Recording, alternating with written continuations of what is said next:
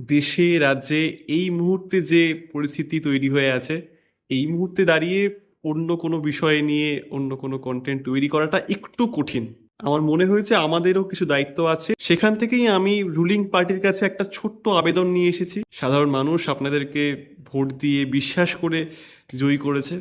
আমিও একজন সাধারণ মানুষ। আমার একটা ছোট্ট আবেদন আছে। বাংলায় যত শীঘ্র সম্ভব শিক্ষার উন্নতি হোক, প্রতিটা মানুষ যাতে সঠিক শিক্ষা পায়, যাতে মানুষের বোঝার ক্ষমতা হয়, মানুষের প্রশ্ন করার ক্ষমতা হয়, যাতে মানুষকে আর লোভ দেখানোর প্রয়োজন না পড়ে। ১,৫০০, ৩,০০০, ৪,০০০ কোনো রকম লোভে পড়ে যাতে মানুষের ভোটটা বিক্রি না হয়ে যায়।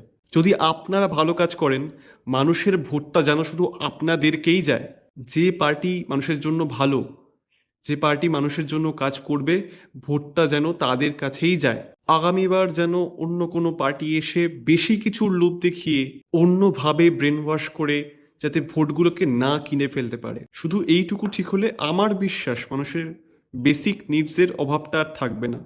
মানুষ নিজের খাদ্য, নিজের বস্ত্র, নিজের শিক্ষা আদায় করতে জানবে। মানুষের আর কোনো রকম ভাতার প্রয়োজন হবে না। মানুষ বুঝতে পারবে কোনটা তার জন্য ভালো, মানুষের কি করা উচিত। শুধু এইটুকুই আবেদন, শিক্ষা ব্যবস্থার উন্নতি। আশা করব জনসাধারণের আবেদন আপনারা রাখবেন। ভালো থাকবেন।